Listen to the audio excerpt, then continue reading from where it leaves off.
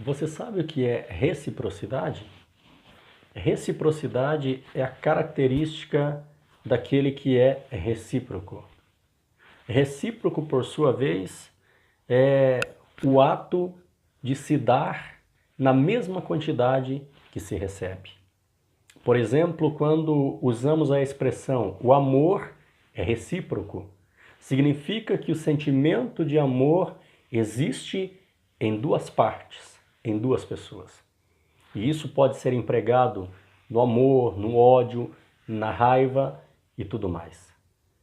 Quando nós olhamos para a Bíblia Sagrada, nós vemos que Deus trabalha e age dentro de uma reciprocidade. Esse assunto te interessa? Então assista esse vídeo até o final, porque é sobre isso que nós vamos falar hoje. Reciprocidade para com Deus.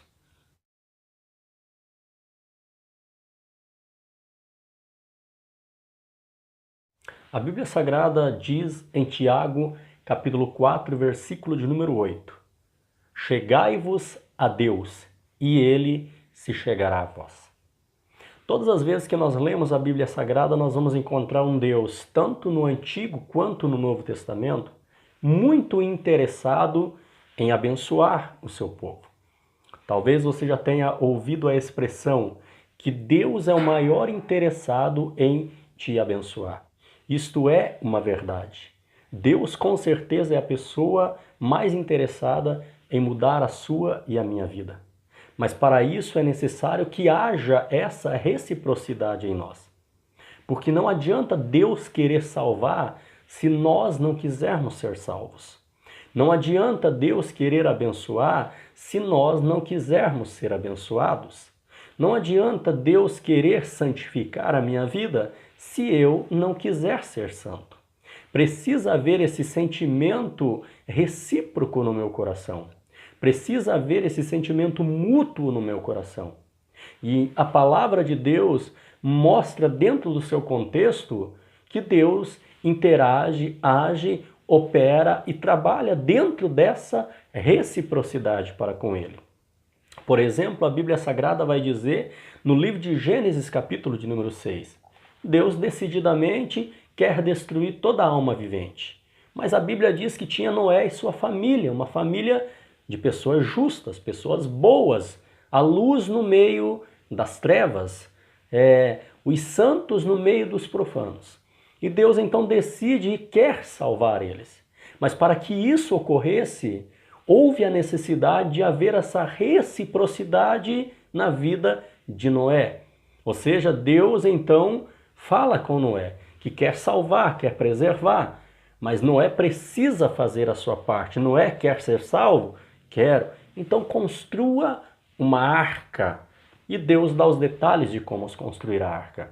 A Bíblia Sagrada também vai dizer no livro de Gênesis, capítulo de número 12, que Deus, com certeza no seu plano ali, Ele quer, e depois Ele vai revelar este plano para Abraão, Ele quer realmente abençoar Abraão. Ele quer realmente mudar a história de Abraão. Quer fazer de Abraão uma grande nação. Porém, Deus vai se apresentar a Abraão dizendo: sai da tua terra, do meio da tua parentela, e vai para uma terra que eu te mostrarei. Então, nós vemos Deus estabelecendo o que Abraão deveria fazer. E Deus vai mostrar o que Deus, então, estava querendo fazer na vida de Abraão. Agora, se Abraão não tivesse esse sentimento de reciprocidade no seu coração, de fazer aquilo que Deus havia estabelecido, como se, de certa forma, o Senhor quer me abençoar? Sim, quero. E eu quero ser abençoado também. Então eu vou fazer a minha parte. E Abraão fez. A Bíblia diz que Abraão saiu da sua terra, da sua parentela, e foi para uma terra que Deus ainda mostraria para ele. E não precisamos nos prolongar, porque a história de Abraão é muito conhecida. Hoje é conhecido como pai da fé. Alguns usam a expressão pai de multidões. Por quê? Porque ele teve esse sentimento dentro de si, de ser recíproco quanto àquilo que Deus estava falando. Havia nele um sentimento mútuo. Deus quer me abençoar e quer mudar a minha vida. E eu quero ser abençoado e quero que a minha vida mude. Então ele tomou uma atitude. Quando nós lemos no livro de Lucas, capítulo de número 5, a Bíblia diz que Jesus faz um grande milagre ali na vida de Pedro. Pedro, após ter pescado a noite inteira, não conseguiu pescar nada. Agora, pela manhã, Jesus, após ter pregado, usado o barco de Pedro, ele então fala para Pedro ir até alto mar e lançar as redes.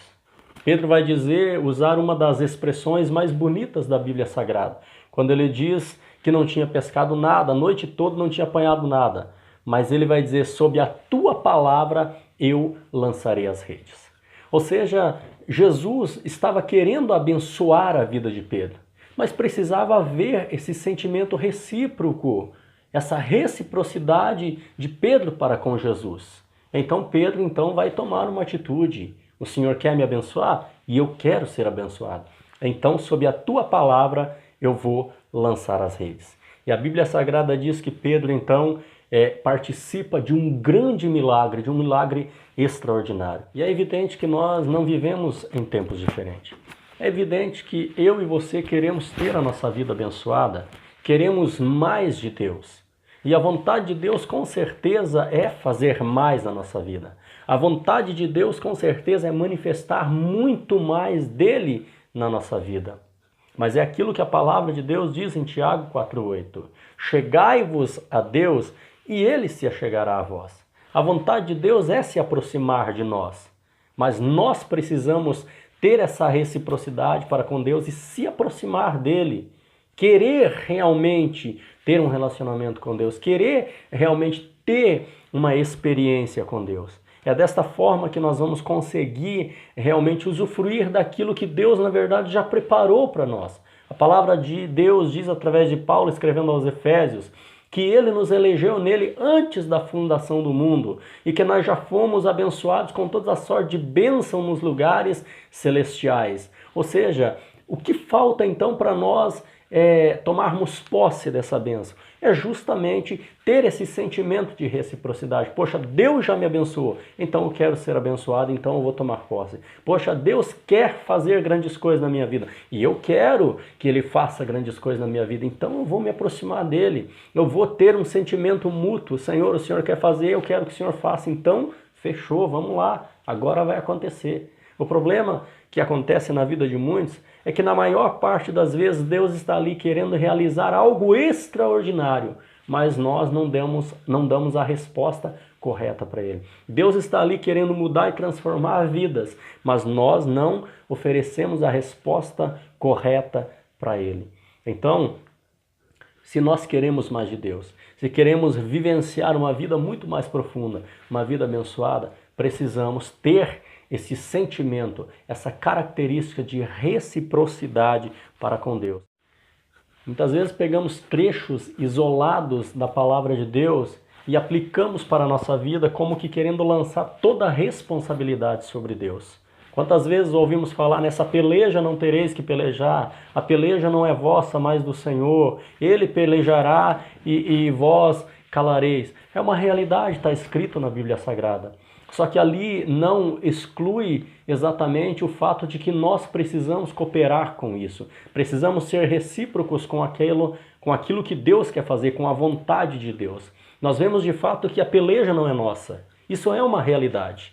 Você vai ver na Bíblia Sagrada diversas situações em que Deus chamou o seu povo, preparou o seu povo para uma batalha, mas a batalha não aconteceu. Por exemplo, nós vamos ver no caso de Gideão.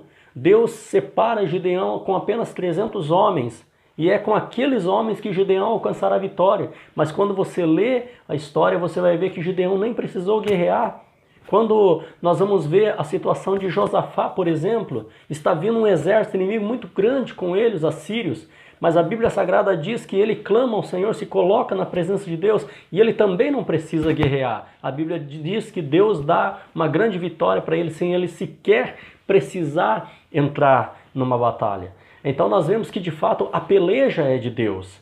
De fato a peleja é do Senhor. Só que nós precisamos fazer a nossa parte como? Nos esforçando, fazer um esforço de fé, sendo recíprocos a essa vontade de Deus. Então qual é a minha parte que eu devo fazer? Se Deus quer me dar vitória, eu preciso buscar essa vitória. Se Deus quer me dar vitória numa guerra, eu preciso estar na guerra, eu não posso sair da guerra. Essa é a grande diferença. Porque realmente Deus não precisa se esforçar para vencer uma batalha, o esforço tem que partir de nós. É por isso que a Bíblia Sagrada diz em Ageu, capítulo 2, versículo de número 4, o Senhor levanta o profeta Ageu para profetizar e falar com Zorobabel, com Josué, o sumo sacerdote, filho de Josadaque, e com o povo. E ele vai dizer, esforça-te, Zorobabel, esforça-te, Zorobabel, e tu, Josué, sumo sacerdote, filho de Josadaque, e vós, todo o povo, esforçai-vos e trabalhai, porque o Senhor é contigo, diz o Senhor dos Exércitos. E é uma realidade. É lógico que a batalha é Deus quem vai vencer, mas nós precisamos nos esforçar, estar presente na batalha. Então que nós possamos, que você possa, a partir de hoje, ter esse sentimento em seu coração, de realmente poder cooperar com Deus naquilo que Ele quer fazer. A vontade de Deus não é apenas fazer um milagre na sua vida, mas a vontade de Deus é que você participe do milagre. A vontade de Deus não é apenas transformar a sua vida, mas fazer com que você faça parte dessa transformação. A vontade de Deus não é apenas abençoar a sua família, mas fazer com que você faça parte dessa bênção que Deus quer depositar sobre a sua casa. A vontade de Deus não é apenas querer te dar um grande ministério, mas é realmente te inserir nesse ministério. Você fazer parte disso aí, você fazer parte desta construção que Deus deseja fazer. Que você possa interagir com Deus, que você possa ter esse sentimento de reciprocidade. E quem sabe ter uma história como a história de Abraão. Quem sabe ter uma história como a história de Noé. É possível isso na sua vida. Que Deus te abençoe. Fique com Deus, em nome de Jesus.